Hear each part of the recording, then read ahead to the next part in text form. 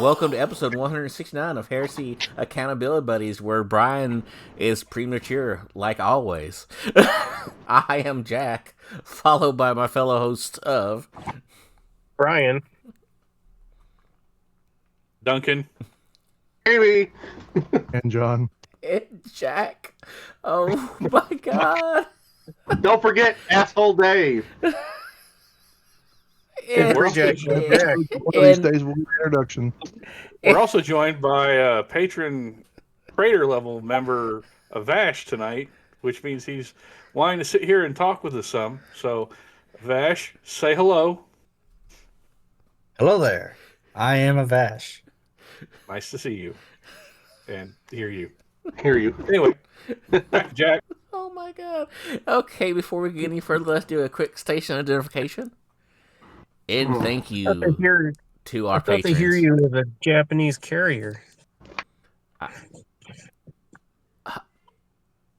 I give up. Don't derail him. He's still trying to get to the hobby progress and news. Look, we're just trying to make this work somehow. And John and or Jamie or whoever, somebody did a hobby. Who did a hobby this week? Raise your hand. Okay, I can go ahead and put my hand down. John does have his camera on, but he did. I'm sure he did a hobby. Well, yeah, it's guaranteed he did a hobby. So let's start with a hobby with a Brian. And how about you, Jack? And how about you, Duncan?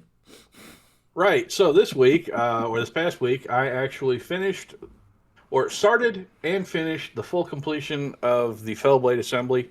That ugly bastard is fully done. I'm very glad to hear that. I've also been assembling a Rhino.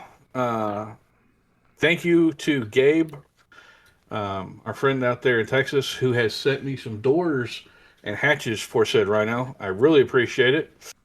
Also, thank you to Jamie, who sent me another Rhino, which I have doors and hatches for. Again, thank you to Gabe for those. I've also got another Rhino coming in, and I have the Sakaran that should be here this week, I think. I'm not 100% certain. Or Land Raider? Yeah, I haven't gotten to that one yet.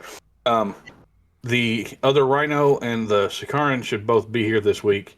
And then also thank you to John for sending me the Land Raider, because I'm going to get started working on that tomorrow so I can have, or try to have, all the tanks assembled before all the infantry stuff gets here. And again, once again, thank you, Gabe, for sending the hatches that I'll be using on the Land Raider as well. So that is what I have done this week. Jamie, what have you done this week? Well, I did not paint, but I did hobby a lot. So I have been working on building a new table, hopefully that we'll see use at Adepticon or another event. I'm doing a giant prison, like a prison for a table. So I've been printing off jail cells and jail doors and walls and that kind of stuff like crazy. I've already gone through 4 kilograms of resin, if Jack can attest to how much that is. And then I also have been working on, with Duncan, some aid from Duncan, making a list for a new army. I'm going to start Iron Warriors this summer, and I've been going through all my stuff, seeing what I've got, and I've got the base of the army pretty well already intact. So that's taken up most of my time. I've been printing a lot. So anyways, how about the one and the only John? All right. So our deadline was this week for our New Year, New Army Challenge. So I got all that stuff finished off. My 6 Castellax with smaller bolters and a Thanatar. Got all those super based and got the UV resin poured on them for the water effects and cured in Jamie's cure station he gave me at Adepticon. My next step is going to be 6 more Castellax and a different Thanatar. So I got those built, sub-assembled, and primed. And using what I learned from the last Castellax, I didn't build as many sub-assemblies because it doesn't matter. My next Mechanicum list is probably going to be Skitarii heavy. So I dug out some old conversions I did in the early 2000s for Lost and the Damned. I used some Skaven Plague Monks and converted them into Genestealer Cultists. And so I dremelled them down a lot and combined some 3D printed stuff I got from Andrew and built 60 Bone Pickers for the Skitarii Legion. Realized I probably needed an Archmagos, so I went to GW and bought the new Thalia Gould model and got her sub-assembled ready for priming. And I also got the Mechanicum Kill Team, which is just a bunch of servitors and 2 tech priests all sub-assembled for priming, so I can have another couple tech priests and maybe a Magos in that. So yeah, that's all I really got done. And then before we recorded, I got parts for 60 tech priests using stuff that or tech thralls using stuff that I got 3D printed from Andrew for the arms, and the bodies and heads I cast myself back in the early 2000s from a Blightwheel Miniatures little rope priest guy. So I got all those cleaned up and ready for heavy duty sanding because of the way I cast them. They got these big ass gates on them and I can't really clip it off. I'm going to have to sand those this week when the weather gets better. That's all I got done. Bash, what did you get? I forgot. I also got some more of the Warhammer 30K journals too. So I bought stuff. What I've gotten done is just built the new Kravik Morn, the new Mutilators, and finally got around to put in the Murder Wing for Kill Team together. And just throwing all those arms on Mark II bodies. How's that? It's like an upgrade sprue, right? The new Murder Wings build both Raptors and Warp Talons. Okay. So I just took the Warp Talon bodies and threw them on other arms and threw them on other bodies. And that was kind of really it today.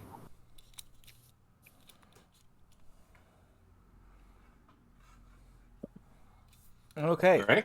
So I think that takes us to the news.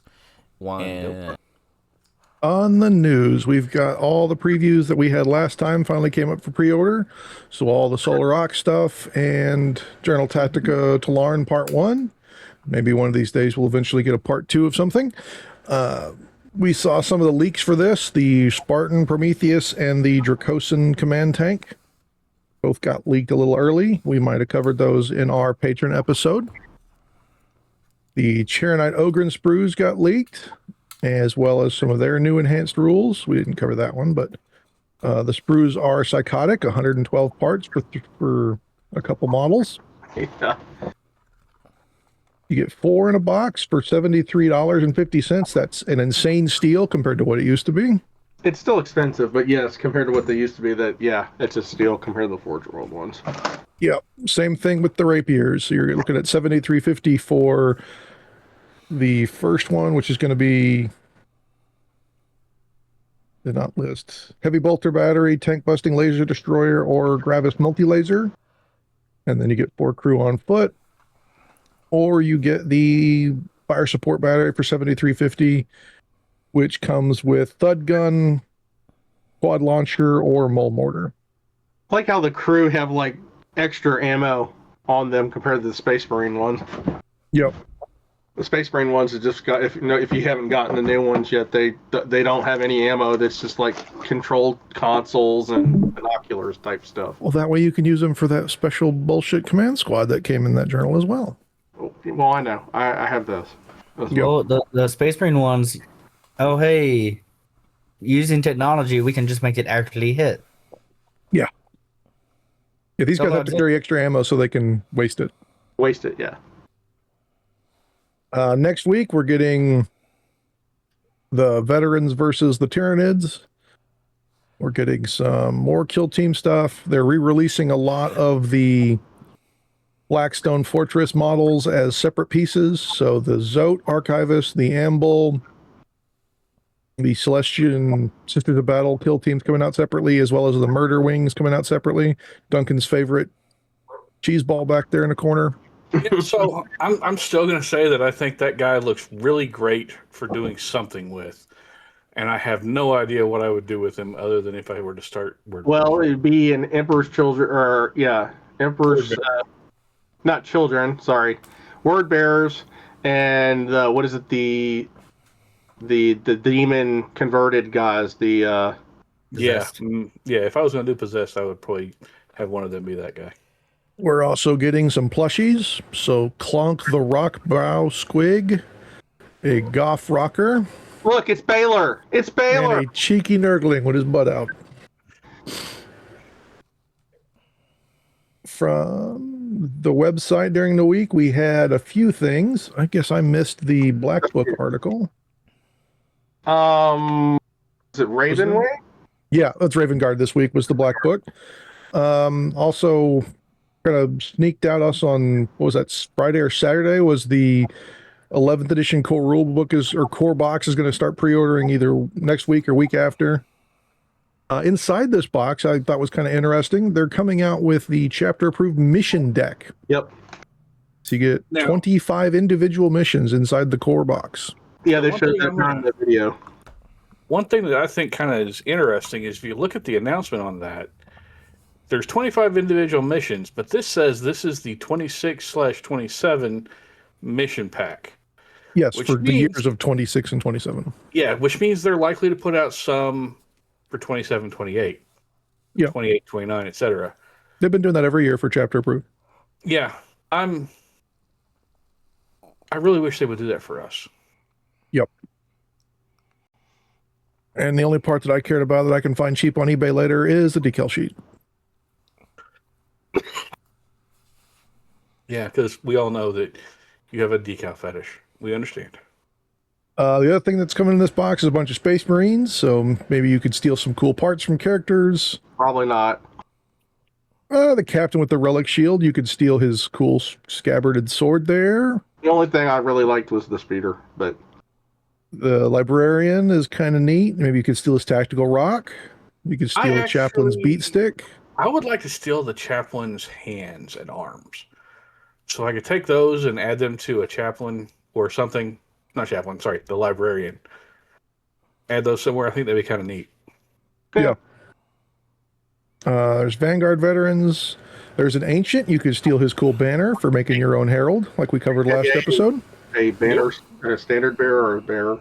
There's an intercessor squad with this really weird pose right here. That he's looks like he's sighting down the gun, but he's actually not. Yeah. Look, those shoulder pads get in the way, okay? He's doing the best he can. He's co-witnessing. So the banner has the word Armageddon. Correct. described. And the skulls too. But you could foul it off and fill it in with some putty. It's also got like all the on the transfer sheet. That's got an Armageddon. What do you call it? Campaign badge that you put on every Marine. Yep. There's some cool eradicators. I like this guy's got a spent ammo box. It's neat when Jibby starts doing that. But yeah, like Jamie said, the kind of cool thing that I could probably see a bunch of people stealing is the land speeder. Considering you can take our current Heresy land speeders with most of the weapons that this thing comes with. Yeah. And the hunter killer missiles, we can take 2 of them, and it comes with 4 stuck on there, so you could just leave 2 off. Look at the new the flying peg for it. It's like a rock formation. Yeah, I worry about the fact that this looks like it's all going to center on this one little piece of smoke right here. If this thing ever hits funny, that'll be where it breaks right there. Yeah. You know, I really like that. Yeah. It's not bad. It could be a javelin for sure, like some sort of. Yeah, if you don't have access to javelins through Forge World, their prices, or other nefarious sources that we're not going to name, I think that would be really cool as a stand-in for a javelin. Yeah. Oh, yeah. Absolutely.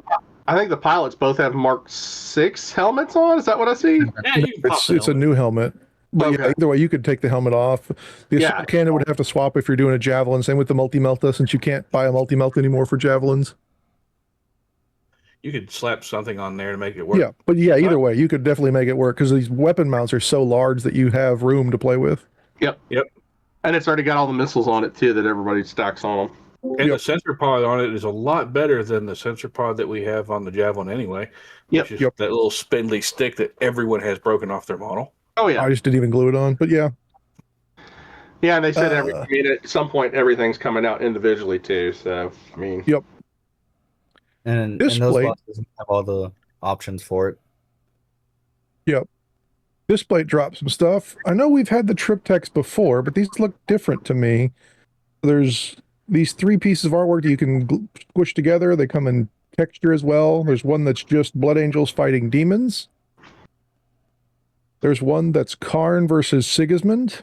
I love that one. And then the final one is Sigismund versus, or Sanguinius versus Angron. I like that one too. well, it's also got a bunch of world eaters.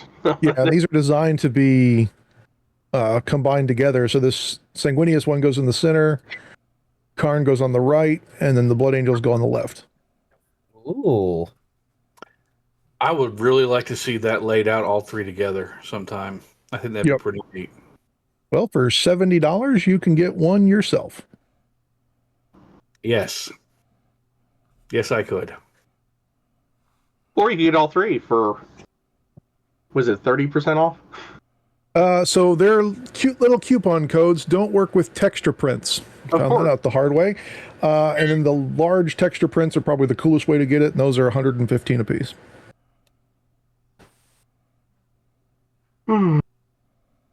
Well, I guess I'm going to be buying a disc plate. Yep. Warhammer merch store this morning dropped some cool banners. So they're continuing with the more heresy stuff. We've got a World Eaters banner collection. We've got a Emperor's Children banner collection, Death Guard, and Thousand Suns. So for $108, you get a banner, a black mug with a white sticker of your Legion logo and number, and then a shirt with your Legion logo. Is the Custodes new too? No, the Custodes is a little old. Okay. This is the first time they've actually listed the banner separately, though. Didn't you say They there was listed the banners in advance separately. So yeah, they're $45 per banner. They're pretty nice. I've got the Ultramarine one already. They ship with every EVRI, which is a new shipping service I hadn't heard of before. You will pay tariffs, and then you will pay a $10 to $15 processing fee on top of the tariff. DHL? Oof. What? Yeah, the DHL or FedEx would have been much better. Oof. You know who else has shirts and can get banners as well? Us. Our merch store has shirts, and if you want banners, you can contact us, and we can get you our art on a banner, and probably, a cup for a lot less than that without tariffs. So hey, maybe take a look at the merch store. You can find it link from heresypodcast.com. Hey, the banners were in high demand at Adepticon. They were. Jack, I'm sorry, this one's not as crazily priced as before, but Starforged has a new bag. Oh, God. For Well, not bad. $150, you can get yourself an Astra Militarum Traveler bag. They say Traveler, I say Range. I was gonna say, It looks like a tool bag, but it's also got a zipper in the side so you can put a pair of shoes in it, I guess. It's got some Velcro spots on the side, some Molly spots on the side, and then some separate pouches on either side. Not bad for a bag like this. yeah. Does it come with the Fury Seal? No, in fact, it only comes with the bag. Oh, Oh, well, yeah, okay. That's what you get for $150. You get the Cadian symbol kind of sewn in on the middle there. oh. Well, it still is a range bag. And I there's kind of think I prefer the one they did through that was the Creed actual backpack. the with the shovel backpack or shovel holder on it or whatever. Yep. Yeah, the Krieg backpack was nice. I think it was about the same price too. Yeah. I think so. Yeah. Got a couple oddball announcements. So Anvil Industries has announced they're going to be doing a new 3D printable Jack STLs for some cool, I guess you'd call these space crewmen. Okay. So these are modular crew and or robots, depending on which head you put on them. the one in the middle kind of looks Volkite-ish. Yep. Huh. Definitely some oddball space ray guns on these guys. Would it be pretty cool for doing NPCs inside your prison or something like that, Jamie? Or like guards or something? Yeah, it could be. War Games exclusive has come out with Not Rad. I mean,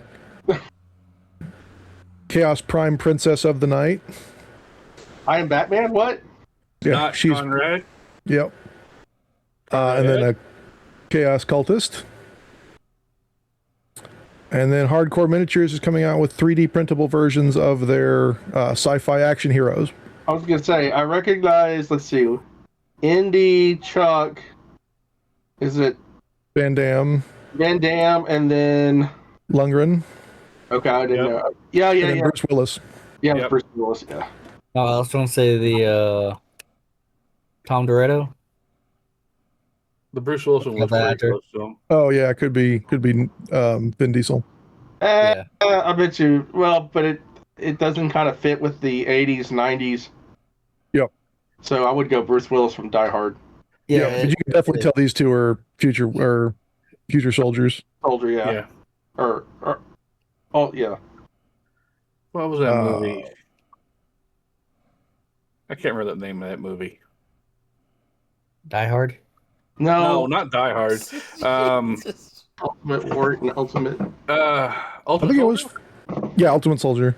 Ultimate Soldier. Which they, yeah. But that, gentleman, is all the news.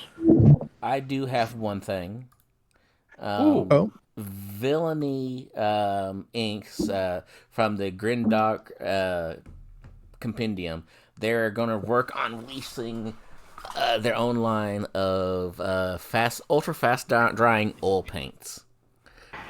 Ooh. So I had not been able to get a hold of any of their stuff because they're across the pond and don't really see them in shops over here. But yeah, so that should be interesting because I know that they do a really good job with everything that they do from everything I've seen and heard people talk about. So I've been looking at buying the complete set of the Villainy Inc. stuff for a while. I just haven't pulled the trigger. And I could not find anybody carrying the full set at Adepticon. yeah. Because I actually went looking. So, Wait, we had time to go do stuff? yeah, sometime. I didn't know you were looking for them. I would have snapped them because I think Michigan had them for a little bit. They sold out really fast. Mm. And I know they stock normal Villainy products, so you might want to check them for. I'll do that.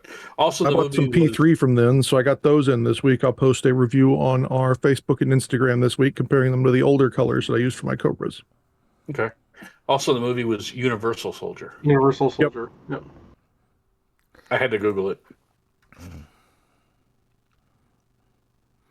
And the sequel to it are just as bad as like Highlander 2.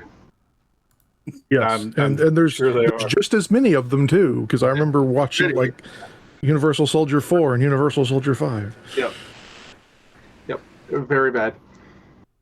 I'm, again, pretty sure that they are. Oh, We just I got Duncan do to admit know- there was more than one Highlander. Everybody clap. yeah, I just realized what I did there. I have failed. We tricked it. you finally! Yes. Okay, for those not in the know, I deny the existence of the movie Highlander 2. And since I've already made a mistake, this is recorded, so it'll have to be. I'll talk about it. I hate that movie so much that I deny its existence. That's how much I hate that movie. There you go. I'm one of those people online. It definitely screws up with the timelines and It screws up with the movie. yeah. It's not. It doesn't exist. Additionally, for those who have, I know I talked about it a little bit last week. I finished the Zardu Layak book. Ooh,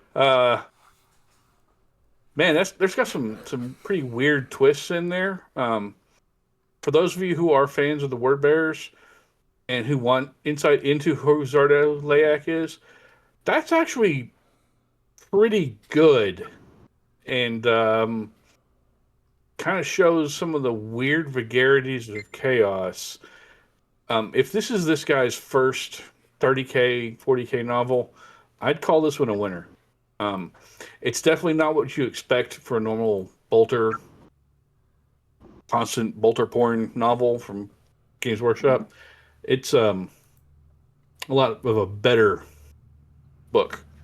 So, for those interested, give it a read. I think you'll like it. Cool. Okay. Are we ready to kick over into our main topic? Because if so, I have something for that before we start.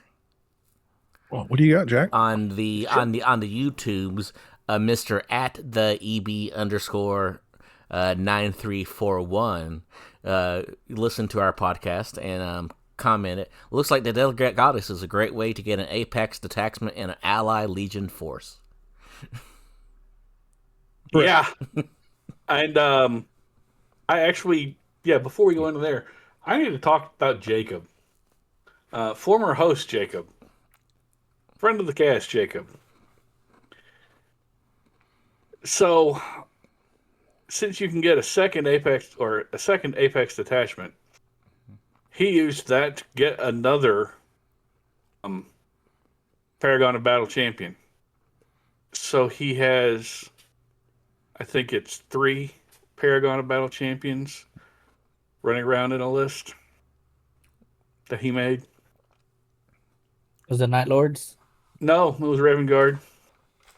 And Jacob, I'm hoping you're listening, because I think you are. You sent me that list. I hate you for that list. Because it made me create a something list similar where I included another champion with Paragon of Battle. Because, that's not fun. That's not friendly. I'm going to delete that list off my computer because I do not ever want to play that list, because 3 Paragon of Battle champions, I think, is a little bit much.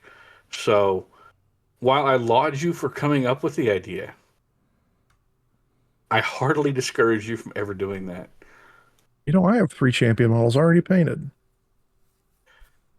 Oh, John. I discourage you from doing what Jacob planned. And I will send you the plan that Jacob had.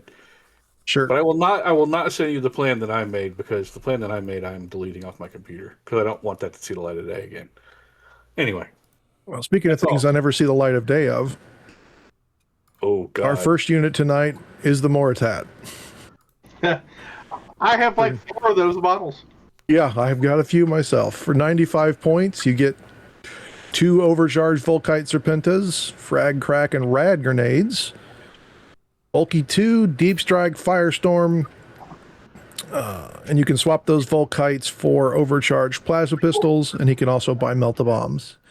If you want a 10-point reduction in legacies, you can lose the jump pack and go on foot for 85. Also, he has bitter duty. Yep. I've already used them twice. Well, I don't see him on very many lists. In previous editions, they were actually pretty hilarious, but Yeah, where they keep chaining shots. yeah, they would just daisy chain shots, and like I've literally seen somebody take out a super heavy. Well, there was the old you keep rolling until you miss, but then the Blood Angel one could buy hand flamers, and hand flamers never miss, so you just get 1 trillion hits. Yeah, and then they fact that because that was seen as abusive. Because one of the guys that I know that lives over in England did that to one of the game designers on their friendly weekly play date at Warhammer World. Oh, no. Good. He did it to the dude super heavy, and literally it was removed like the next week. Was he the guy that got bad touched by Malcadors? That made him lose super heavy back in the day? Maybe. I'm not going to name names or anything like that, but yeah, we all know this person. So. He's also probably the one who ate some cake. If you're not I think it was the questions written on the cake, somebody's got to show you the error of your ways. I'm just saying. Yep. Yeah. Anyway, continue, John. Sorry, John. That's it for him. I mean, like I said, he's not terrible. I've seen him in a couple lists, but I definitely don't see him nearly as much as pretty much anything else. He's fun. He's fun in Zone Mortalis. Yeah, I was gonna say for zone he might be good, especially without the jump pack. He can take Phosphex bombs, which is nothing to sneeze at. And the Volkite Serpentas, since he's got 2 of them, each one is 4 shots, strength 6, AP 5, 1 damage. Pistol, Defilgrate 5, and Overload. The Plasma Pistol is 3 shots, strength 8, AP 4, 1 damage, breaching 4 up, Overload 1. So, not terrible. Yeah. Firestorm specifically with him and those 2 pistols is a way to just kind of stand in the backfield and mow things down if you want. Yeah. I mean, he's limited range wise because he's got the plasma pistols or the Volkite. So Yep. He kind of screams that you have to get close, but the fact he doesn't have a melee weapon and can't get one kind of throws off a lot of functionality in my mind. Rad grenades. Yay. That is a Counterpoint, good though. way of getting rad grenades in there. That is a really nice way to get it in there by attaching them to destroyers.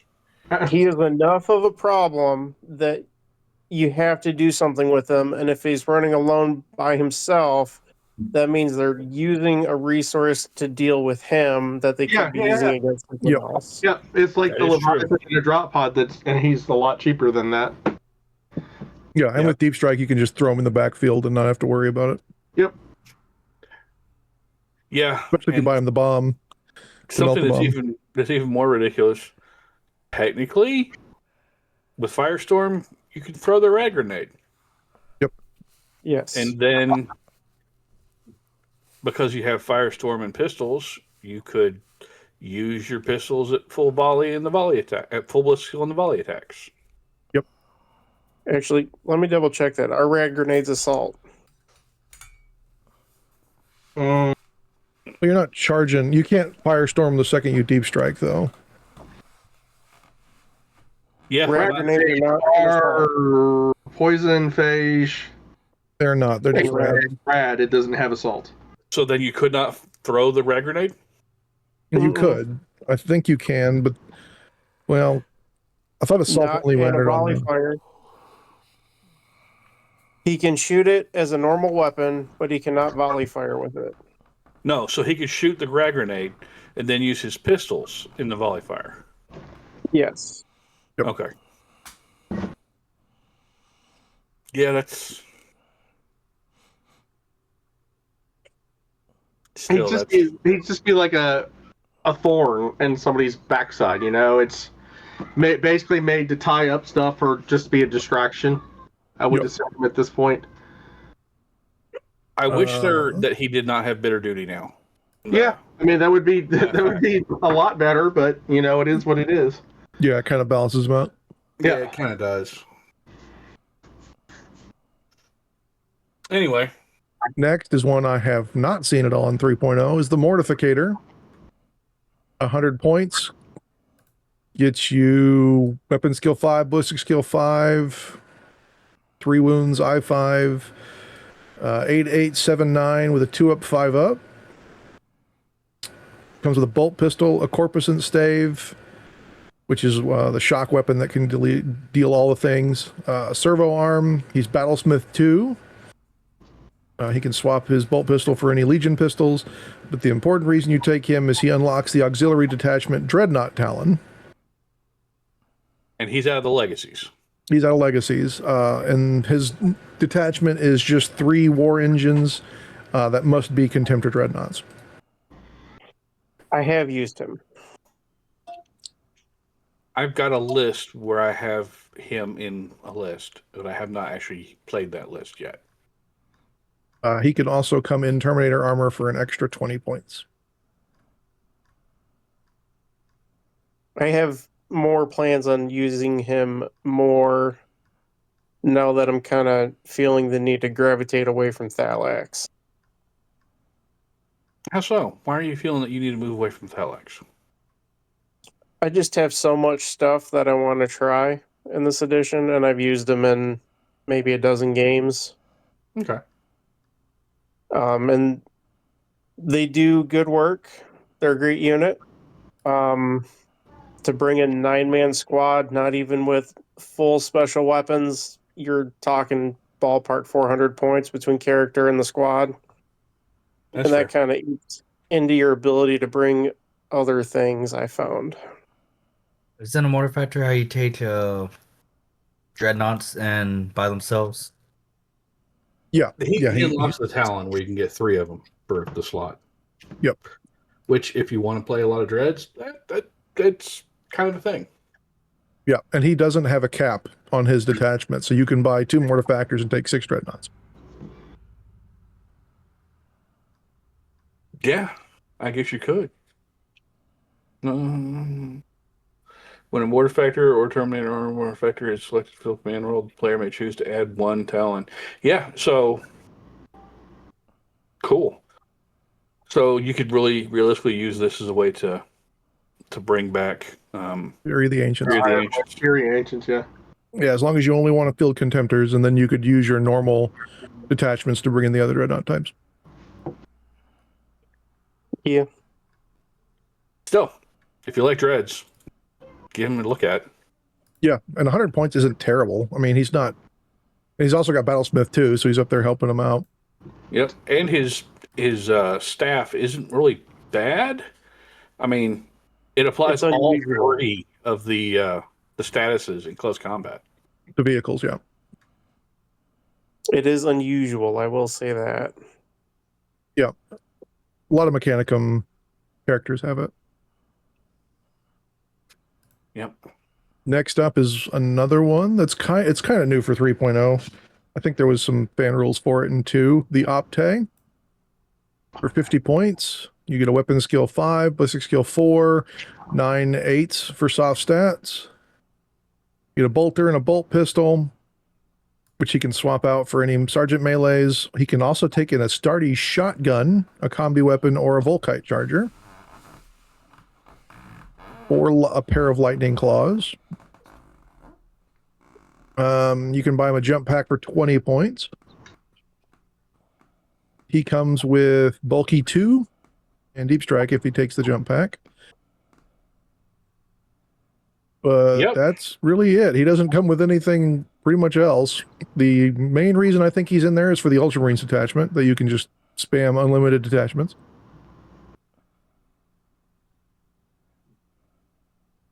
He's kind of a step above a sergeant, a step below a centurion. For the cost of 2 of him, you can get a Centurion who has an invulnerable save.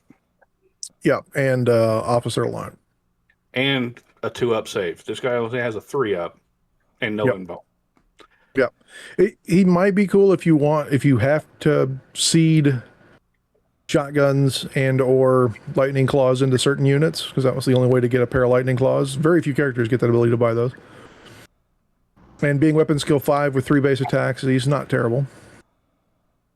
True. And he does have weapon skill 5, so that is a thing. Yep. The slight bump in leadership helps too. Realistically, I think the place he really shines is either with the Ultramarines or the Salamanders. I think those are really the 2 places that he shines best. Because with the Ultramarines, like you said, John, you can use that spamming detachment to get him and then give him the shield they have. And I think the Salamanders have their own shield you can give to him as well. Am I correct on that? Yeah, but the Ultramarines also have that special detachment that if you take an Optae, you can then take another of the detachment that if you take an Optae, you can... And doesn't the Optae then get a chance to have one of the prime advantages slapped onto him also? Yep. Yeah. So you can go up to weapon Actually- skill 6, which is not terrible. I just built a Death Guard list earlier today, and I wound up using one of these guys. Okay. I have not played with one yet. I do have a list that includes 2 of them. Sorry, includes 2 of them, but that's literally so that I can grab fear to throw fear on my tactical squads in my Night Lord's army, because you can give him the trophies of whatever. Judgment. Yeah. So that's really the only reason I have them in my Night Lord's list. So you can turn him into a little mini champion. Yeah, but in reality, I'm paying 60 points to be able to throw fear onto a tactical squad. So I'm really kind of juggling the idea because to me, he doesn't make a lot of sense. Anyway, sorry. No problem. I'm not really, like I said, I'm just not really sold on this guy. Next up is the Overseer for 85 points. If you want fear stat, just out of the ballpark, this guy comes with it. He's weapon skill 5, ballistic skill 5, 9988 for soft stats. He's got a 2 up, 5 up. He comes free with a power lash and a bolt pistol. Power lash is +1 initiative, base attacks, -1 strength, AP 3, damage 1, breaching 6 up. He can also buy a Vexilla and Meltabombs. He can swap said power lash for a power maul for free. He can also buy Legion pistols, but the main reason you take this guy is his Master of the Auxilia special rule. If a model with a special rule joins a unit with the Solar Auxilia trait, the leadership and cool characteristics of models in that unit are not reduced as results of this and may be modified by other results as normal. So he can join Auxilia units and use his stats.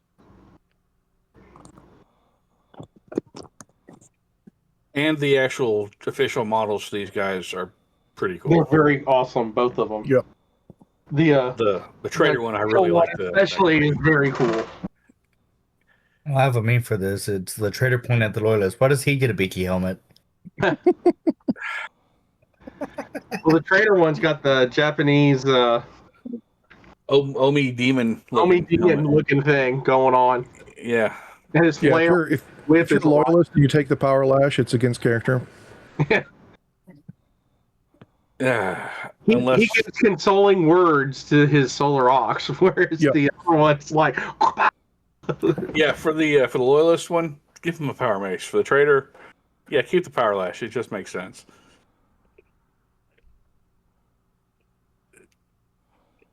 I think I realistically like the rule, like the model or models more than I like the rules on these guys. yeah. I mean, I don't think he's only there for allies, and none of us really take a ton of allies. Yeah. No, Especially Solar Ox allies. Sometimes we seed in Thalax or stuff like that. Yeah, but not a ton of Solar Ox allies in us. I will say I wish that it didn't have the rule that you had to join the Solar Ox, because I think being able to throw him in with militia would be cooler. Yeah. You could in 2.0. That was the cool part, was he could join the 50-man militia blob and then keep them together. Yeah. Yep. Also, I'd like to be able to throw him in there with some Custodes, just because. No reason at all, just to throw him in with Custodes. Listen here, guys. I think that'd be funny. God feels that way.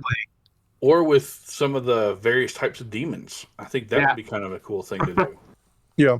Well, isn't that what an esoterist is for? But yeah, realistically it is. But I think it'd be kind of neat as an idea. no, I know. It's like driving, yeah. All right. Off to fun, on to something that's worse than the Armistos almost. The Pathfinder. Yeah, I was For 8 60 years old when I points. found out this was a thing.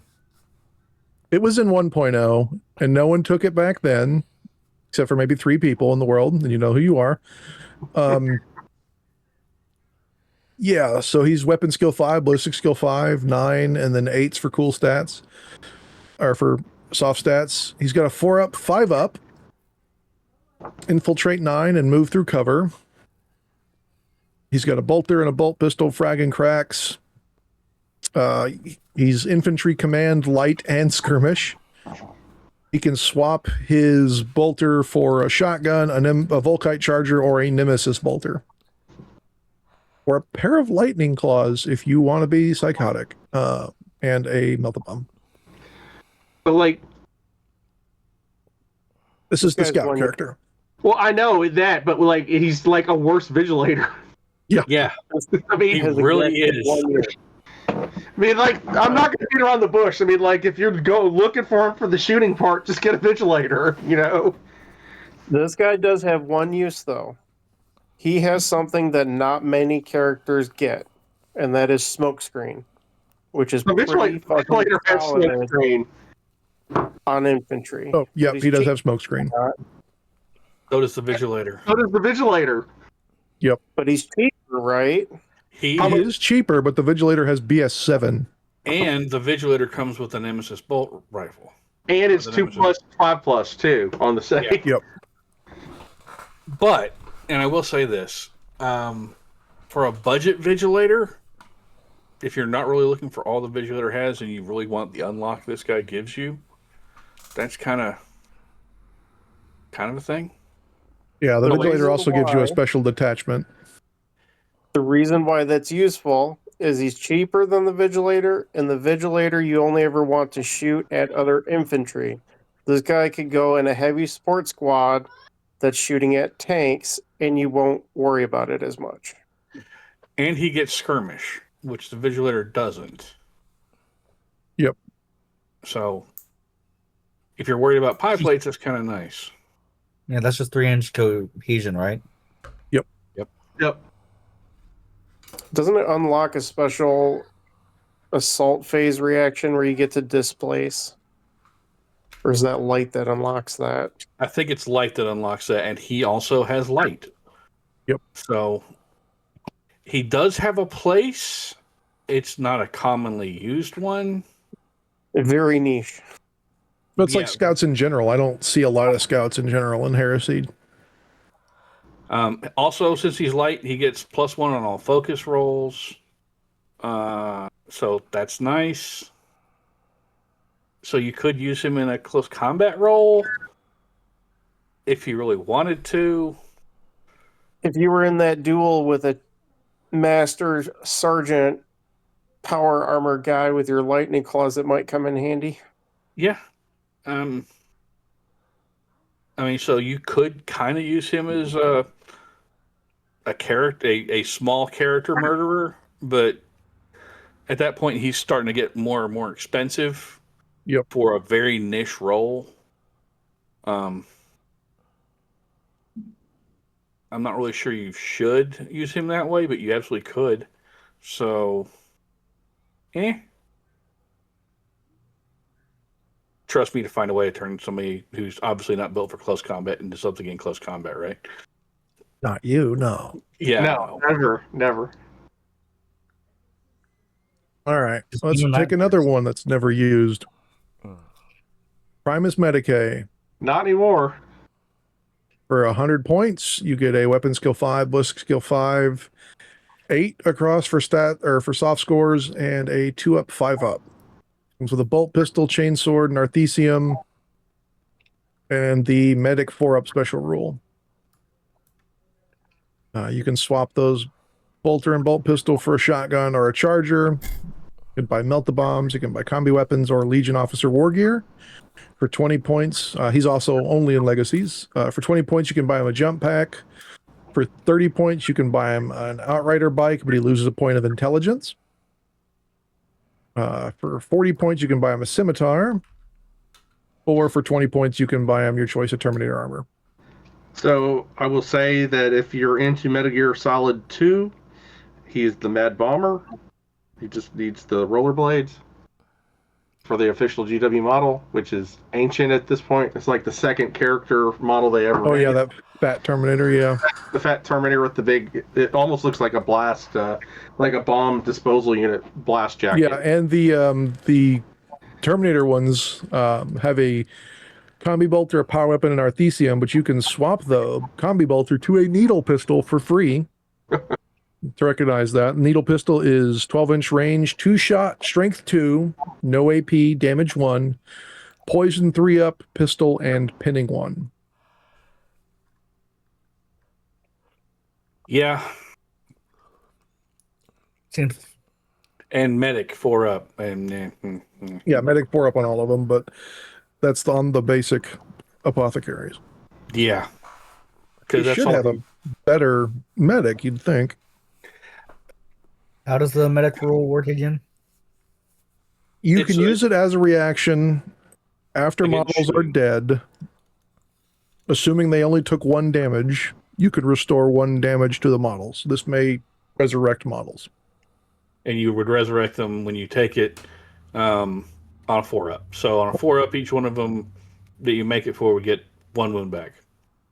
So these models were the medics and the Primus Medicae were severely nerfed this edition. Apparently, that people abused them a little bit too much. Well, it also breaks the game when you start resurrecting 1 wound onto 2 wound models. Yeah, I know. Because you have a bunch of 2 wound models with 1 wound, and the game says take the 1 wounded model first, and it just glitches. Yeah. So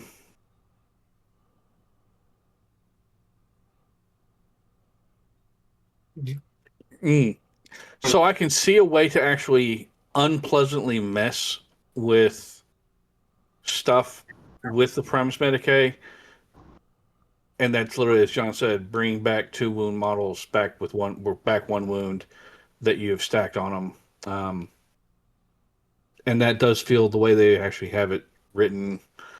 You then have a whole bunch of dudes who have come back from the dead and have 1 wound now. And that feels kind of cheesy. Yeah, it doesn't work with it doesn't work with 1 wound models that take 2 damage, because then you've healed 1 damage, you still have 1 damage floating, and then it kills them again. Yeah. They should have just stayed with Feel No Pain, even if it was a reaction cost. Agreed. Especially for him, yeah. I think he would have been better with just him unlocking the reaction for Feel No Pain, rather than unlocking the medic reaction. But I get why they didn't do that, because they want to actually maintain coherency of the rules throughout the entire thing. But him being able to sit there and basically bring back dead Terminators after the shooting attack's done. And is it only shooting, or is it also melee? It's only shooting. Okay. Yeah. About the only way I've heard to make the medic rule wonky and broken is on militia, and you could take the Paragon or whatever it's called that gives them Eternal Warrior 1. That way, if the militia models take 2 damage, you can still heal them back up to 2 damage gets reduced to 1 because of Eternal Warrior, and then medic removes the 1, and then they're back alive. But that's the only wonkiness I've ever really seen with medics. Terminators and 2 wound, like various veteran types, special unit types, if they take 2 wounds, they're dead. They've only been assigned that 1 2 wound set. They've only taken those 2 wounds. You then heal them after the shooting, and you get 1 wound back. Yep. So, like I said, it makes you have a whole bunch of dudes with 1 wound now running around. It's weird. It's not something I would consider using a lot right now because of how it's kind of a feel-bad reaction, if that makes sense. Yeah, and the Primus Medicae is the only way to get apothecaries in Outrider jump packs or Terminator units right now. Yeah. So it feels kind in of second edition, you could kind of throw them wherever you wanted. Yeah. Next up is the Siege Breaker. Everybody uses it. A lot of people use Siege Breaker. For 115, you get a weapon skill 5, ballistic skill 5, 4 attacks this time. 9988 for soft stats and a 2-up, 5-up. He is heavy, so take that into account when you're doing your focus tests and your setup moves. Comes with a bolt pistol, thunderhammer, frag, crack, and Phosphex bombs, a Cognoscignum, and an augury scanner. And you can also swap the bolt pistol to his disintegrator pistol for 5 points, and he can take melt the bombs for 5 points. Legacies gives him access to a jetpack for an extra 20. Normal bike for an extra 30. Scimitar for an extra 40. Or he can take Terminator armor for an extra 15. And he's another one that gets affected by he gets too many fumes from the bike. Yep. But go ahead. Yep. No, you're right. Go ahead. Sorry. No, I was gonna say, but the main reason why people take him is Phosphex. He unlocks Phosphex for Rapier Squadrons.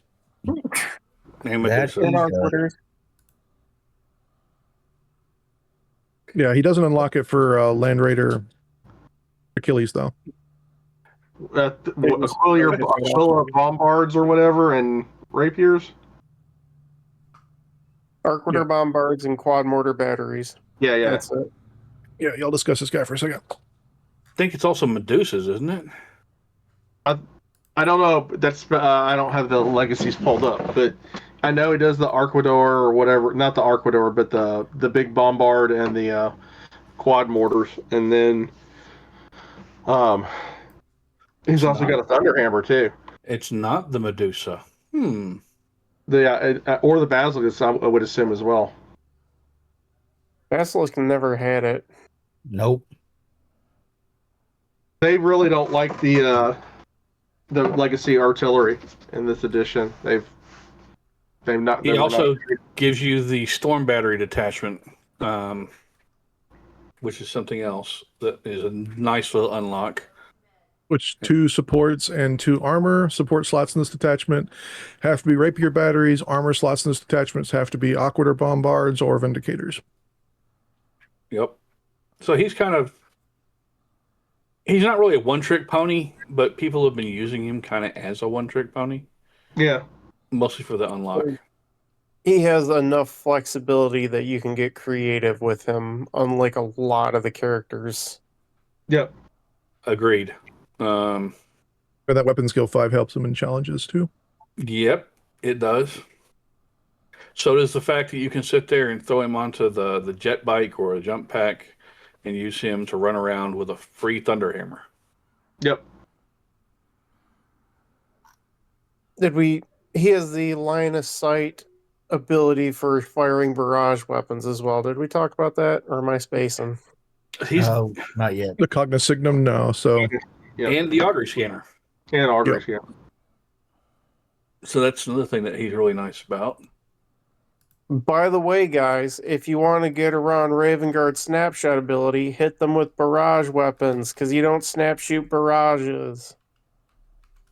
yeah, you have to take an intelligence check to use that. If past enemy units with line of sight to the Cognisignum next time the unit is targeted by Barrage X, make hit tests as normal, ignoring barrage limitations.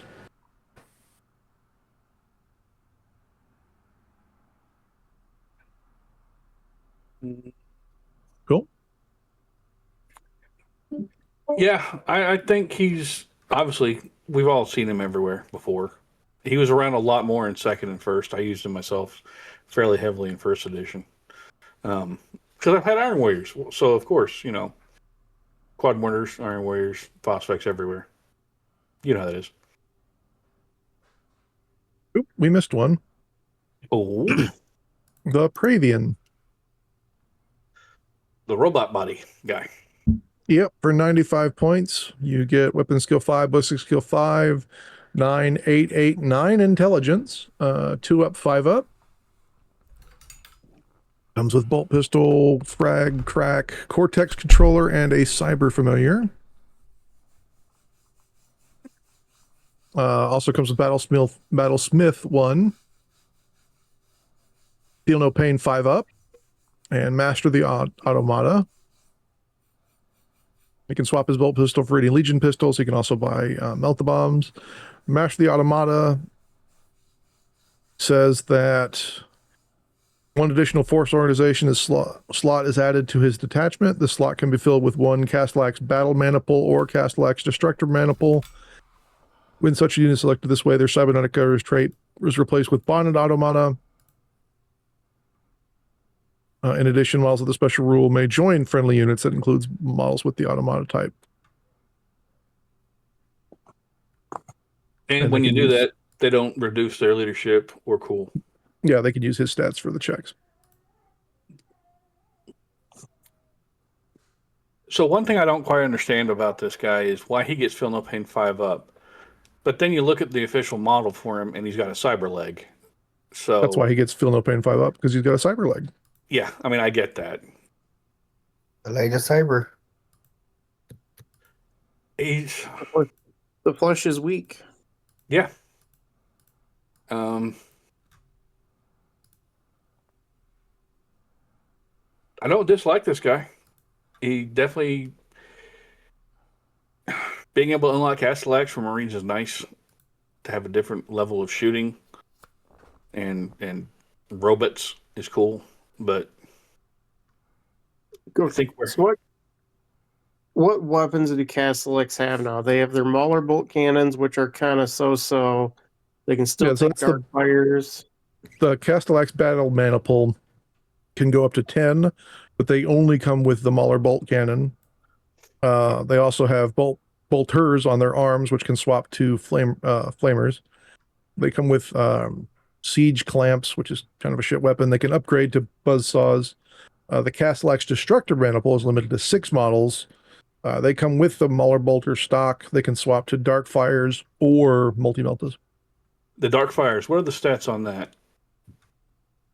Those stats are 2 shots, strength 8, AP 2, damage 1, heavy D, suppressive 2. Not bad. Yeah, I'd definitely swap to those. 36-inch range. And they're Ballistic Skill 3? Yep.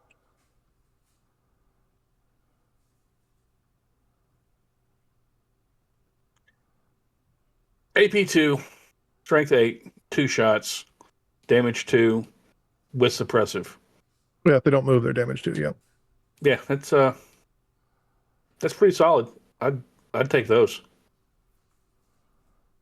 I would Go try take them if I had them. Somewhere around here, I've got 3 or 4 resin ones that I haven't ever actually used. But if I were to build a Pravian and include Castellax, I'd likely take the Castellax Destructors just for that, to have some kind of shooting that actually was highly effective. Yeah, my Mechanicum, I'm building 2 units of Castellax, 6 with the bolters and 6 with the dark fires. Yeah. Didn't you have the ability to mix and match in 2nd edition? You still can. So the way they've divided the units is a little weird.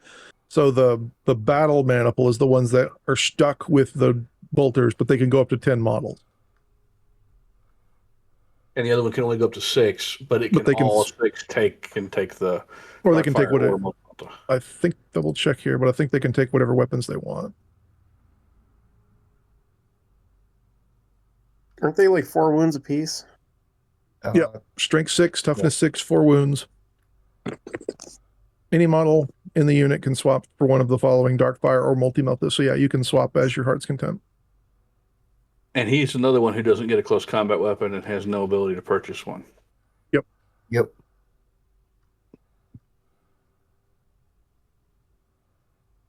I've debated taking a mini. Honestly, it'd be a fun unit to have out there that just would be incredibly hard to shift and could throw out some suppressed. Yeah, and they're also, the Castellax are 3 ups, 6 ups, implacable advance, firing protocols 3. So if you do get in range, you can shoot your bolters as well. Or if you want to buy a couple of flamers for 5 points of arm, it's good deterrence for people charging you. What's their toughness? 6 with 4 wounds. Movement 6 or movement 7? 6. I just literally use them as kind of a fire support bastion. Mobile one with implacable advance and firing protocols. That's pretty solid. They're definitely a unit you could make them go be somebody's problem somewhere. Yeah, and if you want to upgrade the power blades for 10 points a model, it gives them base attacks and strength, AP 3, which helps on them, breaching 5, shred 5. Their weapon skill and ballistic skill 3? Yep. And their basic shock chargers are -1 initiative, so they're swinging at I2. But they're strength +2, so they're swinging at strength 8. AP 4, but they're damage 2, so that helps a little bit. I mean, they're obviously not a giant. They're not a huge threat in close combat, but that's not why you're using them. You're using them for their shooting ability. Right, but don't go charging into them thinking you're just going to tip them over. Yeah, they're You will definitely get some gonna crackback be a if there's very- some alive at I2 or I3, depending on which weapon. Plus, with high toughness and 4 wounds each, they're going to be a heck of a speed bump. Yep. Oh, they're a massive tar pit. Yeah. That's kind of why some people put the flamers on them, is just to, well, I guess Marines can't give them the react bonus, but some people put the flamers on there to dissuade charges.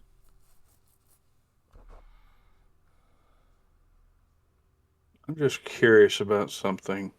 So you can go ahead and roll on past for this guy. I'm just looking something up for my own information. Yep. So we kind of mentioned him earlier. The Vigilator, 95 points. Weapon skill 4, but ballistic skill 7. 9 and 8s for soft stats. He's a 2-up, 5-up. Comes stock with a Nemesis rifle, bolt pistol, frag and cracks. Infiltrate 9 and smoke screen. He also unlocks a special detachment, the Recon Demi Company. Gets you 3 recon choices and a fast attack choice. One of those recon choices is Prime. And the recon slots in this detachment may only be used to select recon squads.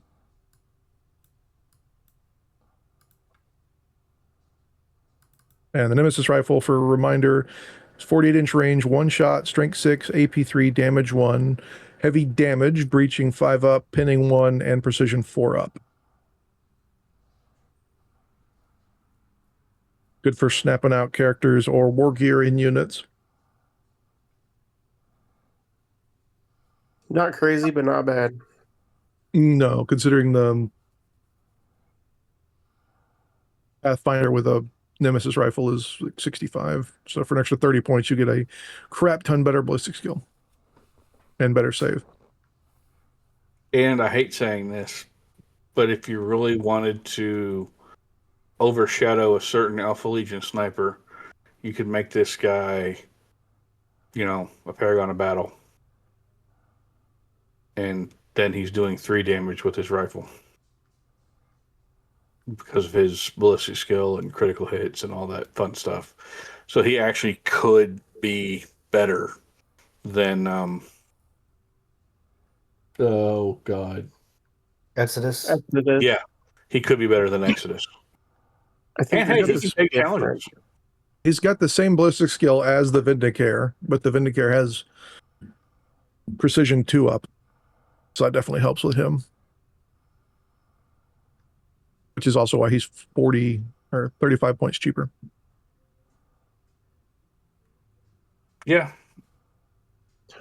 I don't know. I think it's an apple and orange type of deal because an Exodus is also not a command choice anymore. He's a elite Unique. choice. Is he unique or is he only elite?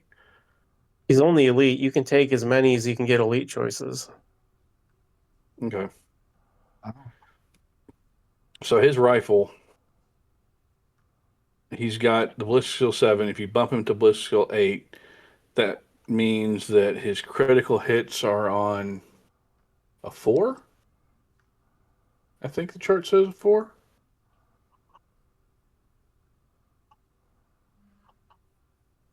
I have to pull my rules. Hold on.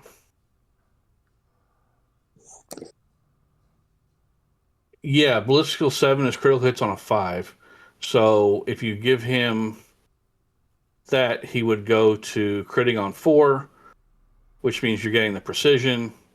He didn't move, so now your shots are doing damage 3. And if you get a 5 or better, they're breaching. So you could sit there and put 3 wounds, and you could conceivably pick out other command choices who have 3 wounds. Yeah, but isn't Exodus innately BS4? Yeah, Exodus is. Or But BS? Exodus can't really, throw in with other guys like Seekers or another squad with Nemesis rifles or what have you. Well, the Vigilator's damage 1 is Nemesis rifle. He doesn't move, he gets damage 2. Yep. He doesn't have crit hit anything. But his base ballistic skill is 7. So you look at the ballistic skill chart.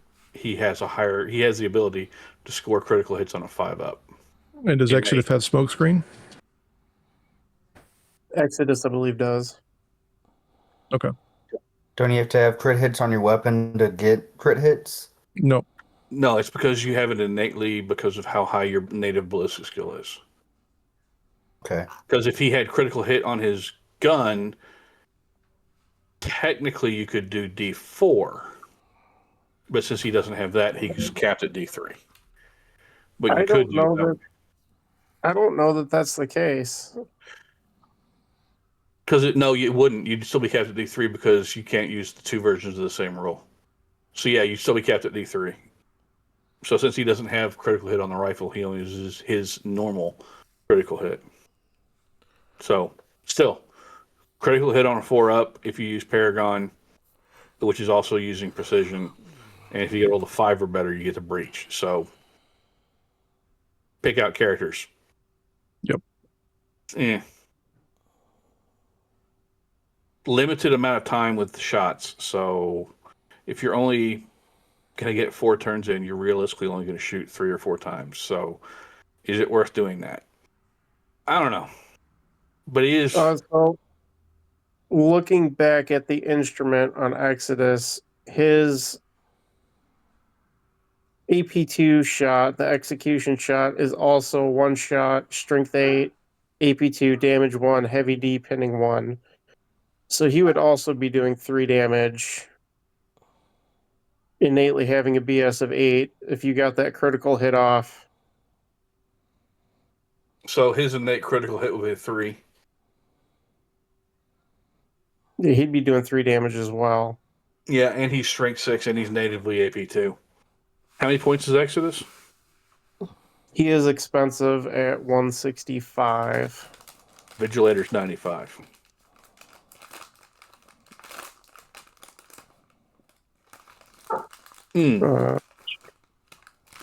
For people who are not playing Alpha Legion, these definitely an idea that you can throw in there to sit there and make mockery of other characters from a long range if you have range to them, or if you have line of sight to them. For Alpha Legion, maybe not. Yep. He's infantry light. I don't know. Exodus is weird. I could see a place for him. I could see arguments against running one. Does Exodus have smokescreen? It does. 2 up, 5 up? Yeah. Oh no, excuse me. 3 up, 5 up. Vigilator's natively 2-5. 3 wounds. Yep. Same. What are his Does he have the dagger that they all have? Yeah, but He has venom spheres, power dagger. Yeah, there you go. So Exodus is going to be better in close combat because he's got a close combat weapon, whereas the Vigilator doesn't. If you're getting into close combat with a Vigilator or an Exodus, you probably have done something wrong. Yes, this is also very true. Exodus has a higher cool, I think, but he has lower willpower and intelligence. They're just apples and oranges. They are. And Vigilator's also got the secondary fire mode for his gun. What I'm hearing, though, is if you want an army of just snipers, you could take a bunch of Vigilators and a bunch of Exoduses. If you're playing Alpha Legion, yeah, you could. I think the Vigilator is someone who definitely has a place on the battlefield and can be fun to play as something that's not something you see a lot. I think if you're trying to play a lot of the inflict status and pick off characters, I think a Vigilator is really good for that. Plus, Infiltrate 9, throw him in with a squad of Seekers and just make them somehow even more beastly. Yeah, and the other bonus for Ultramarines is one of their gambits gets a focus bonus equal to characters on the field. So my first 2.0 list, I had a Vigilator in there just because I had the extra points and an extra command slot, and the bonus definitely helped me in combat. Yeah. I could see if I was playing Ultramarines, if I were to include a Vigilator in an Ultramarines list, while for other people I might consider throwing him in with Paragon of Battle to do that ballistic skill bump. I don't think I'd do it with the Ultramarines. I think I'd rather use it somewhere else with them and leave him with the native breaching 5 up, crit hit 5 up, precision 4 up. Yeah, I just deployed him like a Vindicator, just off we're infiltrated somewhere out of the way. So if you wanted to kill him, you had to do something completely away from my army. Yeah, and with Smokescreen, he's going to be harder to do that too. Yep. Yeah. I think they're good. I do. I still just don't see him a lot. I don't think you're going to, because honestly, most types of players break down into not being rude to any of us out here.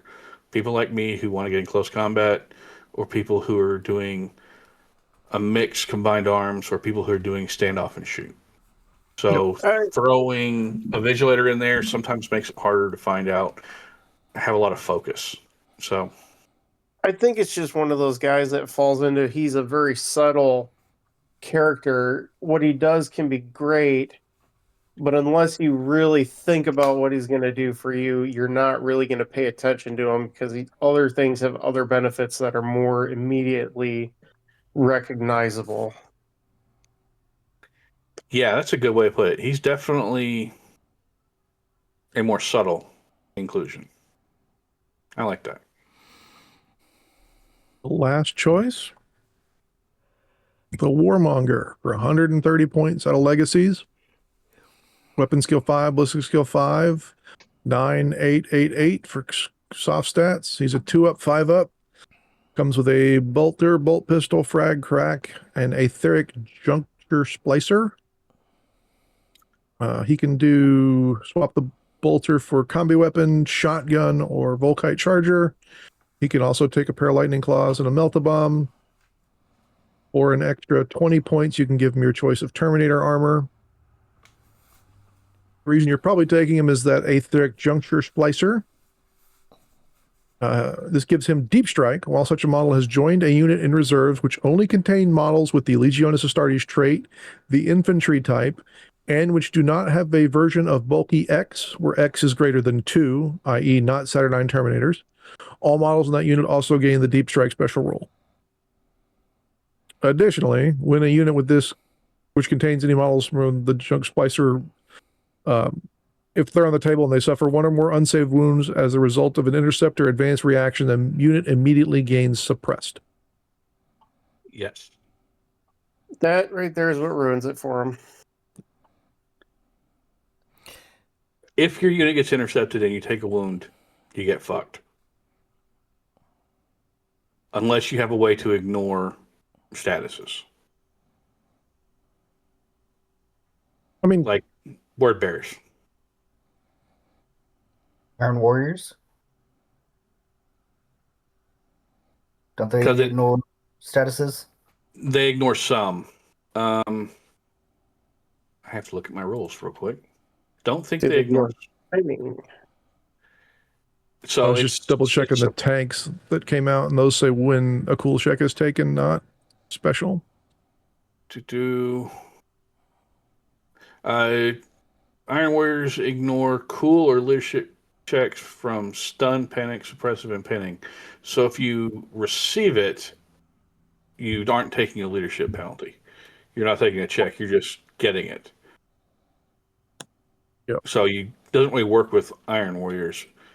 But if you're throwing it on a unit of Gal Vorback, you ignore them. But you would have to find a way to make your Warmonger malefic in order to put him with Gal Vorback, which means prime slot, right? Realistically, yeah. But you could then deep strike a unit of Gal Vorback into the backfield. So that's definitely a thing you could do. I don't think it's a very good idea. I don't think there's a lot of things that are good ideas, but it's something you could do. I'll tell you what is a good idea. I'm here for it. 9 Thalax and a Spartan with melt-a-bombs. Because why not?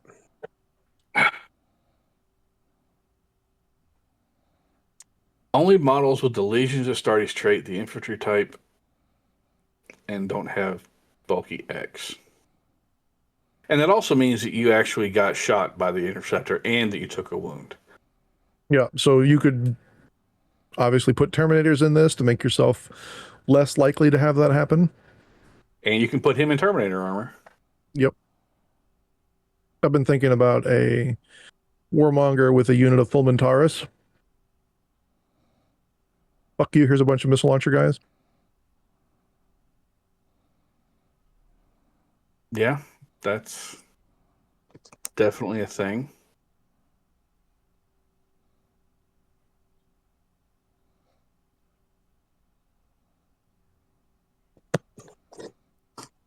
I don't know.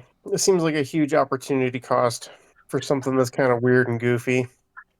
What'd be kind of cool is for Black Shields, if they get their suppressed effect, they get their bonus for being statused. Yeah, that could work. So there's ways to make this guy function. They're just high risk. Yep. And very particular. Yes. If you have a unit inside a transport that's in reserves, could you use this to buy? Just bring them in. No, it only works with Infantry. You have to have Yep. infantry, and you have to be Legion Astartes, and you can't have bulky 3. So that kind of stops him from throwing down Saturnine. You're right, John. But if you take a Tartaros Siege Terminator squad, with all autocannons. oh god, that's an expensive unit. And not particularly amazing. No, But it looks really But- cool. but it would look cool, and you'd have a lot of firepower. And if you threw that down somewhere, you could definitely put a And lot of what's- scared into somebody. What sucks is even if you heal the wound with the apothecary, if you just want to make this a Death Star of stupid points, you're still getting the suppressed because you suffered the wound even though you recovered it. Well, you couldn't because they would be firing at you with the interceptor reaction. Oh yeah, you're You right. couldn't react to that reaction. Yep, you're right.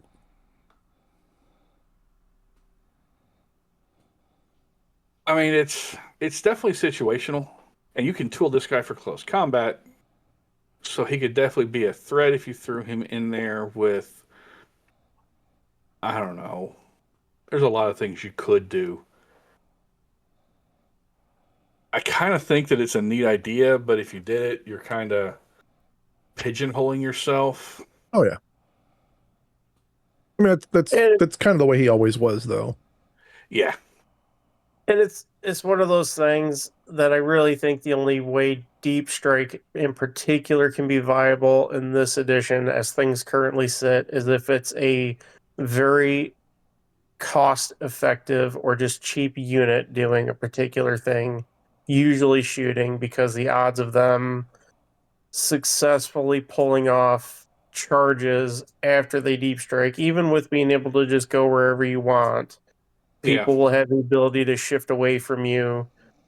If you're already slow, like a Saturnine Terminator, your ability to respond to that movement away from them is even more challenged. It's just difficult as shit. Yeah. But And since also- you can't come in first turn. That too. I don't know why you would run a Warmonger with Saturnine, because you can just take a Centurion and Deep Strike Saturnine anyway, which I also don't think is a good idea. I mean, if you want to guarantee the first turn Master of Descent, So we're then you're getting investing- to outrageous points cost and slots. But yeah, I'm just saying. I mean, if you wanted to do that, you could. They have to be anti-grav. Ooh. Does he say that? I think so.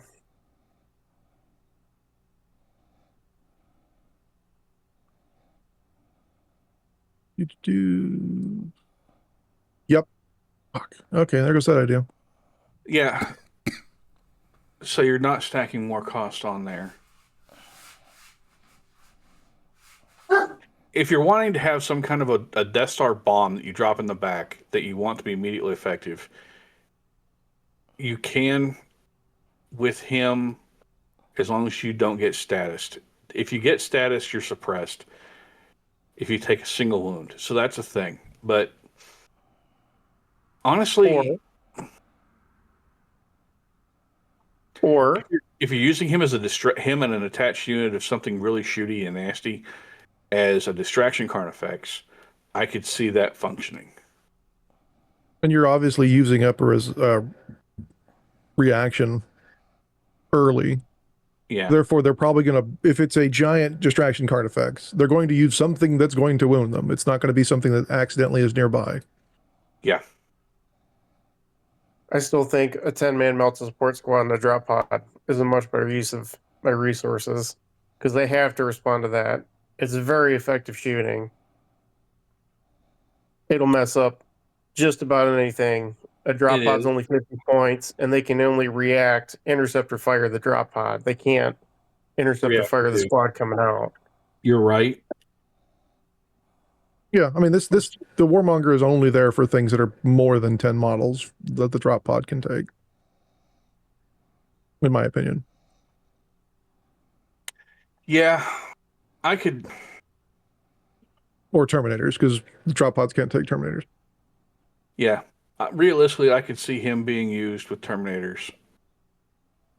But again, I also see Brian's point. He's in an odd place right now. I think if he didn't have that rule on the etheric spike, where you gain suppressed for any intercepted wounds, I think that would make him more viable. But I think if it's a model, I would feel safer about it. Yeah. You know, it's also scary in shooting in hand-to-hand, and is going to be cheaper than him and any squad you bring with him. Go ahead. A Leviathan drop pod, a Leviathan and a Dreadnought drop pod. Dreadnought drop pod's 100 points. They have to shoot at the drop pod, not the dread coming out. He's got, if he's 2 claws, he could have Volkite calibers, 2 melted guns, and phosphax, and then he's got claws. I mean, yeah, but I have 2 squads of full Mentaurus. I'm sorry, John. I'm bursting your bubble.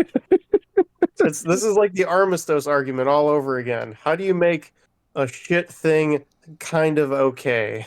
Yep. Yeah, I think that's what we're all doing. I don't think he's as shit as an Armistos, though. No, I think he's like C- tier.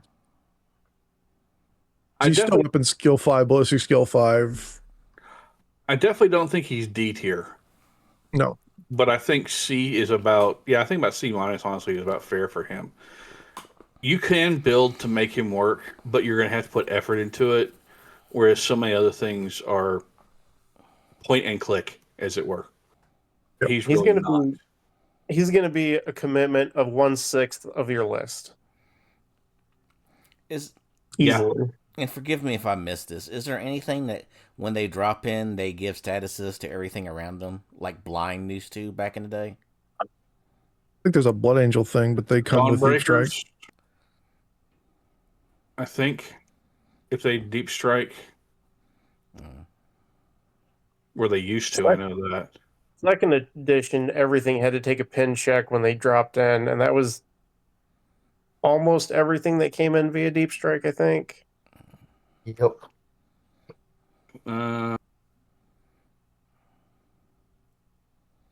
So no, the Dawnbreakers, when they come in, anyone outside of 12 cannot intercept against them. So it's not quite the same thing. Yeah. Okay. The same 10 Dawnbreakers just deep strike innately. Yeah. They can. So it's kind of like, anything that could deep strike innately. Yeah, I mean, if they can innately do something, there's really no point to it. Man, he's like a guy who's got a thing where if you want to use him, you have to search for a way to use him. He doesn't innately come with a great way to make him function. you have to search hard. Yeah. I mean, you should deep strike in a unit of vets. You could, or you could use a drop pod for 100 or for 80 points less. Yeah, drop I'm pod's just only 50. And they But can't this also doesn't intercept require the to vet. use a drop pod transport. So if you already have rhinos, hey, here's a way to deep strike without having to transport. Yeah, no. I mean, you're not wrong. It's just a hard sell because there's so many ways you could flex a single drop pod into a list. Yeah. But then you also have the issue with a vet squad, a veteran tactical squad, to make them effectively shooty. It costs a lot. I mean, maybe not vets. How about seekers? Question, Right, seekers. Brian, those Thalics you're so very, very happy with, do they have Yeah. infantry? They are infantry. They are anti-grav. Do they gain the Legion Astartes trait? No. No, they gained bonded automata or whatever it's called. So what does the bonded automata say? They lose Cybernautica, and I think they do gain. Because they're not automata. No, they lose whatever it is that makes them Mechanicum, that blurb. And they get a different blurb, but you like for my Death Guard ones, you don't gain the ability to use the Death Guard move 4 and shoot with heavy and Okay. ordnance. Yeah, they Okay. lose Reductor, which is what they have as their Yeah. trait, and gain bonded Reductor. Okay, so they don't gain Legion Astartes trait. Okay, so even doing that with Brian's idea doesn't work. What was Brian's idea? Well, Brian's idea being Thalics. Thalics everywhere. Yeah, I mean that still works with a Master Descent though. Yeah, but it doesn't work with this guy. I'm Right. literally sitting here going, how can I make him functional? And Well, they don't not need him cost to deep 1,000 strike. points. They already can deep strike. yeah, that's Oh. again same situation. Yeah. If you like the guy, you can find a way to use him. If you already like the guy, otherwise, take a stab no at point. it if you want to. I don't know. Best option would be seekers. No, Seekers No. can infiltrate. Yes, but Yeah. infiltrating them in, up the board, getting shot off. Strike them in with this guy to get your opponent's backline characters. lose your damage bonus on the first turn. Yeah, And they'll also still get shot off. yeah. Seeker's a dangerous life. Here you go. A 20-man blob of damn it. One of the inductee squads that's all close combat or something like that. Yeah, I mean you could do that. That would be something ridiculous. As a Death Guard player, the only thing I could conceivably see using him for is to put him with a full squad of Mortius Poisoners, because you can take 15, which doesn't fit in a regular drop pod. So then you could throw 15 rad grenades or shoot 15 Alchem flamers that are poison 2 up. And they're cheap as shit. Oh, and the Phosphax grenade on the Sergeant. It also did the same thing with terror squads. But they already have infiltrate as well, so it's like, well, shit. No, actually, no, they don't. They got rid of that.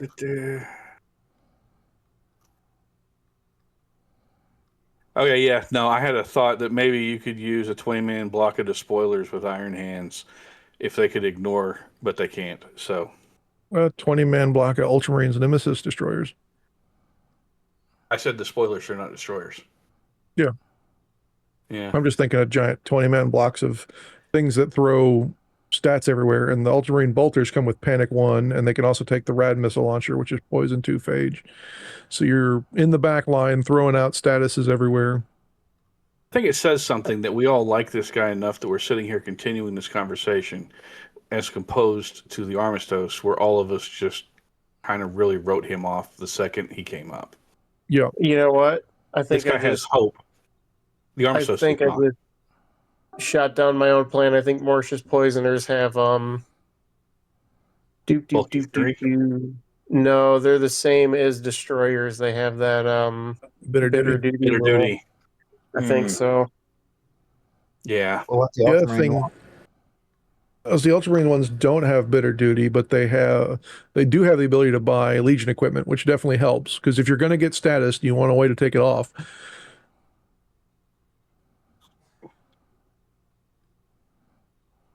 I think realistically the most effective way I can think of to use them is with Galvor back, because you can ignore that's suppressed. But beyond that, Can you if you give give him Malefic? Malefic, you can give him Malefic if you make him Prime. Okay. So you could do that. That's realistically the only thing I could think of that would really make this something that would actually be super effective and a super scary unit drop down. But even then, it's a Death Star and a Distraction Carnifex. So you're spending buku amount of points on it and him. Kind of 6 of one, half dozen of the other. Yeah. Yeah, I'm trying to run the points on Nemesis Again. Destroyer versus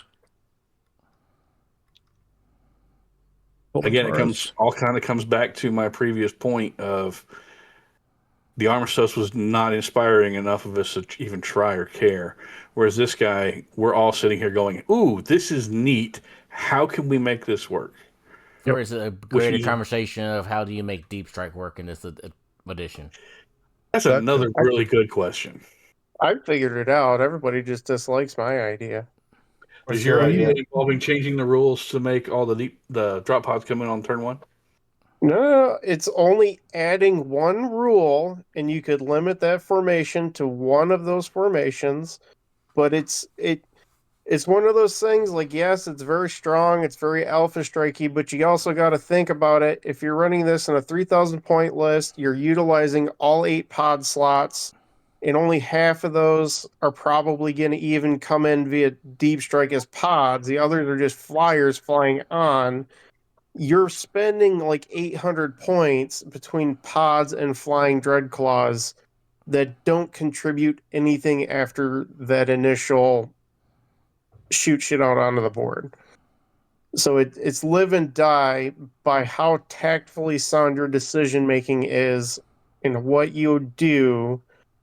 Like, it has severe pros and severe cons, just like deep striking did back in the day. The reason why deep striking was broken in first 1.5, and then I don't know, it was abysmal in second, so I can't really say about that, is because there were certain things you could take that broke the game, but you also had to break the game in order to not just get your ass fucking kicked off the table in one turn.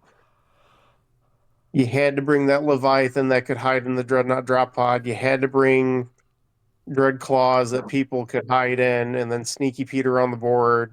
You had to do shenanigans and chicanery in order to make that list work, so that you lived until the end of the game to score the points. I don't agree with Gabe saying that it doesn't work with progressive scoring. I think it does work because you can still either alpha play it as the first player, get on the objectives early like anybody else can, just with like Rhino Rush or whatever the fuck you're doing, or you can counteract the fact that they went first, rushed onto objectives. You now have the opportunity to beat them off the objectives, take those for yourselves, and then you continue playing the game the rest as you normally would. You know what I mean? I hear you. But without using a house rule and adjusting that, it doesn't work. So base game, which we're all kind of focused on, it's an issue. No, I get that. Now, if they were to change that and they were to include that as an ability in one of the various other source books that they put out, like Thalarn and all the rest, cool. No problem. Bring that on in. And at that point, I think based on how you word it versus how they word it, there might be a fun way to do it. But convincing someone to play house rule on that without it being native, I think is a harder sell. Again, just my opinion. I completely agree with But I your like point your on that. idea. It's just like Gabe's argument about why he doesn't play with certain groups down in Texas is because they want to play with certain specific add-on rules Yep. No, I get that. that nobody else uses, and it's hard to keep the continuity of the game when you start doing stuff like that. I totally understand. I've got a guy up here that I talked with about it, and he really is interested in trying it, so I think we're going to play test it out. But I also Cool. would absolutely put money on the fact that GW will never address this until they have the ability to put plastic dread claws out in the market for themselves, because it's Now, not in their financial best interest to. Now, realistically, responding to that, the Dreadclaw and the Charybdis are the Ambulis and Charybdis are both something that are larger kits that are part resin, part plastic. If GW follows on the path of pushing everything to plastic for Heresy, it stands to reason that eventually those may actually hit plastic. It might not So- happen this edition, though. Never said it would, but you And never they know. would also probably get a rules tweak like we've just seen with, or will be seeing with the Charonite Ogrins and things like that, where we can see them when they release a kit, they're updating the rules. Yeah, Actually, I have to correct something I said. You would have to add two things in to make that detachment work. You would have to have a rule that negates if you don't have anything on the board, you auto lose, because that's still a thing, right? yep. And then you would have to say, by the way, everything in this detachment automatically comes in from reserves turn one, no rolls made. Was the only two things you'd have to manipulate, which is not bad. But I completely understand where you're coming from.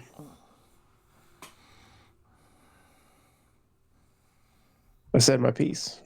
Also, the big K is not a hybrid kit; it's a complete resin kit.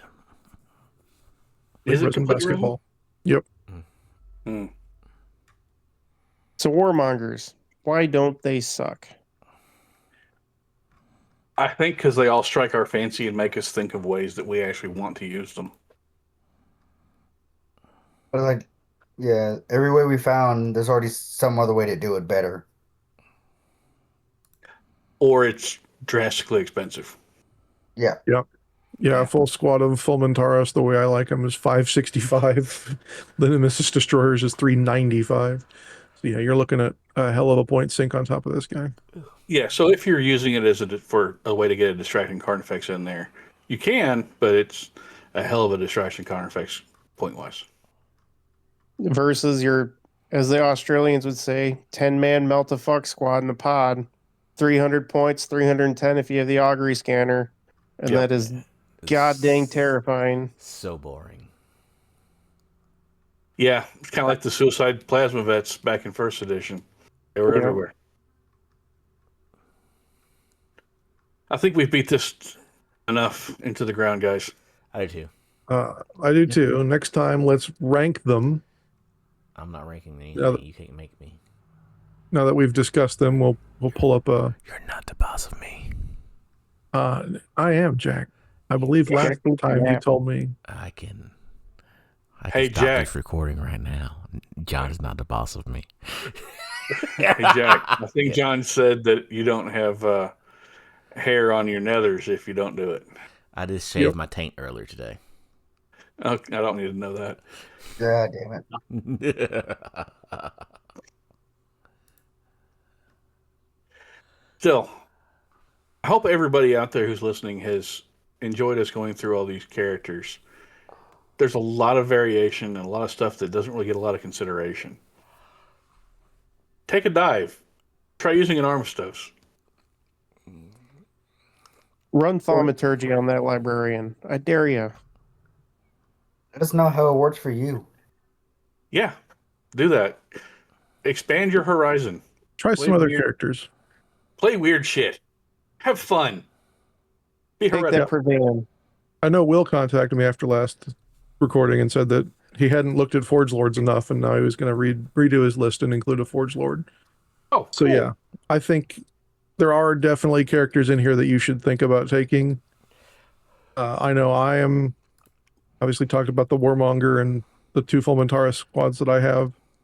You know, there's other stuff that you can take in your list other than beat face champions, Duncan. Yeah, I librarians. absolutely hold my hand up proudly. Oh yeah, no, I took one to Adepticon. I get it, but there's more out there. There's a lot more fun things that are out there.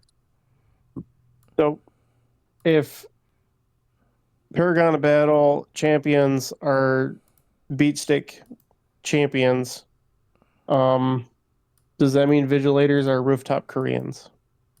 Yes. Okay. Sure. Why not? What events do we have coming up, guys? Sweet baby Jesus. May 16th is going to be my event at New World Gaming in Frisco, Texas. I believe we've got the ATC coming up as well. We In do. June. I don't Yeah. know if it's the same weekend of John's event in San Antonio. Alamo GT is going to be at down in San Antonio, Texas on May 16th. Okay. There will be some swag at my event and at Alamo. I'm going to hand some off to Jeremy. Cool. I know that the guys at Bolter of Dawn have their Silent Front Mission 2 going on May 9th at their clubhouse in Cincinnati, Ohio. I know the guys who hang out at the Battle Barn up in Indiana, in Indiana, have their Epsilon 2026 Act 2 going on. 2-round event, 3,000 points, 3,500 points. That is set for May the 30th. If you're really lucky and you get to go up there, you might see a Jack. The ever reclusive Jack might make an appearance. Maybe I'll make an appearance too. We'll see. Other than that, there's Nova coming up. There's our friend Ben Marsh who just held the Richmond thing. I think that was this actual weekend. Yes, it was. Yeah. Hope that went well. I know he's got another one coming up sometime soon. Once I know the name of that, I'll say something about it.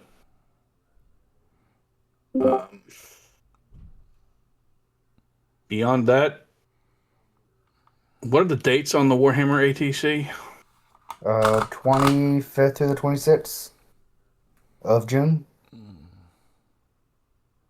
Sounds Okay. right. I'll allow it. I know there's Heresy. Contest. There's yeah. Yep. So 2-week hobby challenge has come back up. Make sure you get your first submissions in by May 9th. All the rules are pinned in the 2-week hobby challenge thing, group, channel. I don't know what they're called. Discord. Duncan, you've got a New Year, New Army drawing to do this week. Yes, or the New Year, New Army drawing, according to the rules, will be held the first recording after the 3rd of May. And the 3rd of May is the cutoff for the current round 2 of New Year, New Army. So anybody who has their entries in before midnight Texas time will get entered in that, or has their stuff completed in there. And then our 4-year anniversary contest is going on as well. So post your favorite episode and why in the Contest channel, and you'll be entered to win a rotary tool set. Yep. And we have a free t-shirt going out there as well. So anybody who hasn't entered that yet, right now it's wide open. There's not a lot of people who've entered in that. You should probably do that. Yep. $30 set. When are we doing that drawing, John? Next episode. Oh, so next Sunday, people should probably put their entries in there. Yep. Okay. Well, I can't think of anything else that I have to say. Anybody else got anything else? I got Or is 3 it- events in Michigan. Oh, 2 that I'm running. 1 that my friend Jake is running. I have one May 30th at Evolution Games that I dilly-dallied and did not make an actual event for yet, but I promise I will do that this week. Hold me accountable. That's going to be a double style. It's going to be 2 rounds. Nothing major. We're going to do some prize support from the podcast. So there'll be posters there.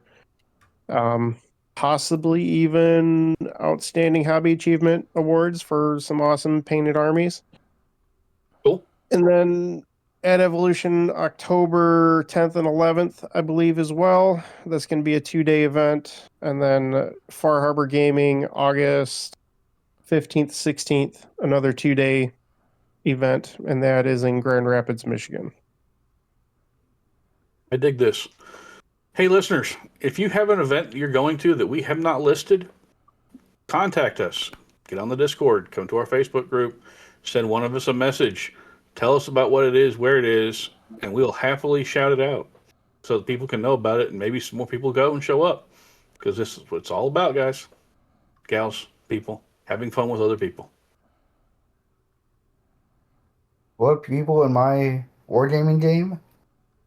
Yes, more people playing Dudes, Mans, and Heresy. That's all we need. More fun. Bash. Yes, Why sir. don't you ask Jack to ask Brian to ask Jamie, tell John to take it away. Thank you, everybody, for joining us on this, the 169th episode of the Heresy Accountabilibuddies Podcast. I'm John, and I've been joined by... Brian. Duncan, I didn't ask for any of this. that'd be Jack. and special guest. Bash. And always remember to stay accountable to yourselves, to your buddies, and your hobby. And we'll talk to you next time. And allegedly Jamie. Allegedly Jamie. Bashy matey. Oh my god. Like and subscribe and see ya.